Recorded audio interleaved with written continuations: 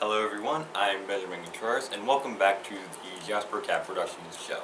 Now, as you can see from you not looking at a TV screen,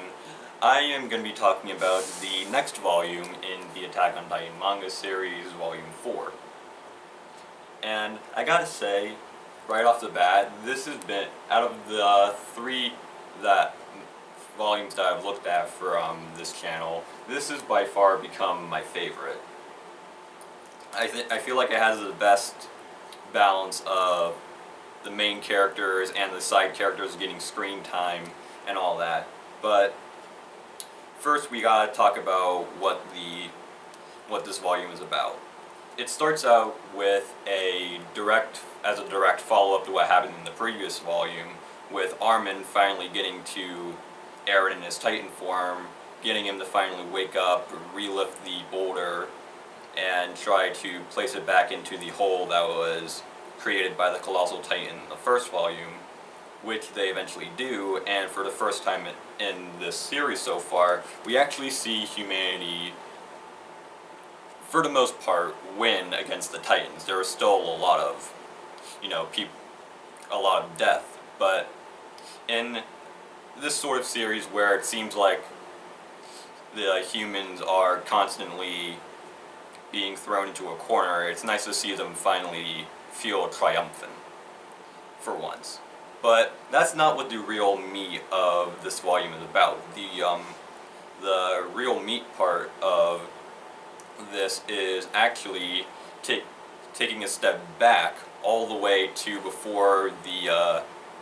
104 cadets actually graduated. We actually get to see them training, which, when I first saw the anime, was by far one of my favorite scenes in the whole series, and that's what this volume primarily focuses on. And it actually, the way it's broken up into different episodes, or I guess chapters, you could say, since due to the fact that this is a book, the way that it works is that the first part of this little arc in this volume pretty much exists to introduce us to all the characters that we're going to eventually learn about throughout the pages. We get introduced to them, and they're sort of like, their personalities and all that. Like, for example, John, of course, the snarky one who wants to become part of the military police so he can live a life of luxury, and just the basic stuff that we sort of already know about these characters, which kind of makes me confused as to why exactly they delayed it all the way up to volume 4 instead of this being in the first volume. But either way, yeah, the first part of it does what it needs to do. It introduces us to all the characters and all that. The second part of it is focused on the characters Reiner and Bertolt, as Eren needs their advice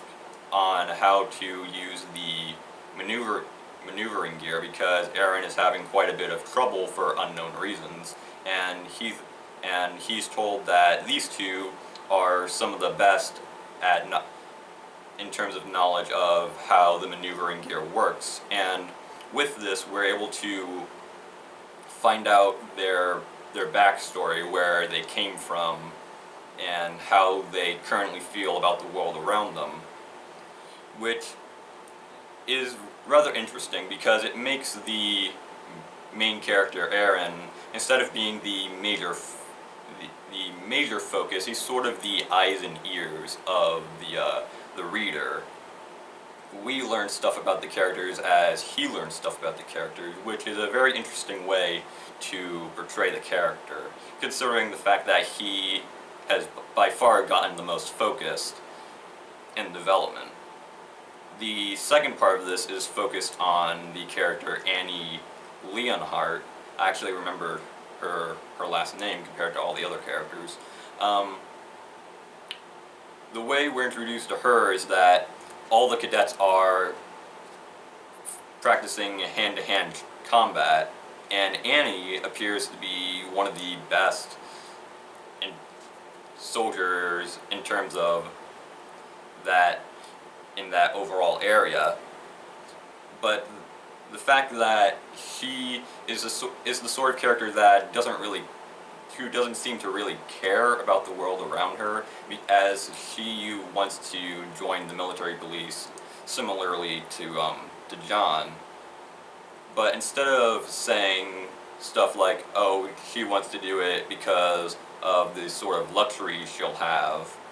instead she seems to do it because she wants to survive. She knows all these like special hand-to-hand combat moves because her father taught her how to do so, and she says that her father was filled with so many ambitions that he didn't really have a grip on reality, and that sort of makes her the kind of person that feels like she doesn't really want to risk her life for something that's gonna end up dying out anyway. So if she can get into the military police, she's able to, at least be able to survive for longer than everyone else, which is an interesting trait to give a character who can really punch someone in the face. That's very unique, especially for stuff like what's called shonen manga that's targeted mostly towards a male audience. Having a character like that is very unique, and I think it's cool. The next part of it isn't really focused on any of the characters we don't know much about, because it's focused on the relationship between John and Marco. And of course, at first, John still has his sort of snarky self who wants to join the military police, but from his actions in this volume, he does show that he does have a sort of a good side to him. And Marco sort of admires that and says that while John might not be a good soldier, he seems to be a good leader. He knows what needs to be done and how exactly to get it done, which gives us a transition to him telling John this, to Marco being a corpse, at least half of a corpse, on the floor, as he wasn't one of the soldiers who survived during this recent attack by the Titans. This whole moment really brings the characters down, and during this little ceremony where they're cremating all the dead bodies, John sees a vision of Marco telling him that advice that he said so many years ago, and he feels like he knows what needs to be done and how to get the job done, and that's what causes him to be the first out of all the side characters to actually make a final decision on what faction they want to join, and that faction, it turns out to be the Survey Corps, as he wants to help protect humanity, and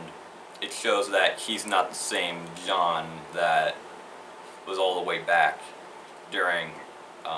training. And if that's when John says that he wants to join the Survey Corps, if that's where the volume ended, that would have been, to me, that would have been an absolutely perfect ending. If it didn't have this sort of, the beginning part where Eren finally blocks the boulder, and then at the end where Eren is locked up in a cell and he meets the two head members of the Survey Corps, Erwin and Levi. I feel like if those two parts were cut, and this wasn't exactly what a fourth volume, but rather a sort of spin-off volume, like a sort of side story that depicts what happened during their training and how it causes the characters, to change. I feel like that would have done the volume much more justice, but the fact that it's sort of sandwiched between two major important plot elements that are happening in the present time of where the manga takes place is it makes me just sort of confused. The only thing that really sort of works is the transition that I mentioned earlier about Marco and eventually finding out that Marco died. But aside from that, all the side characters, they all become likable and memorable in their own ways.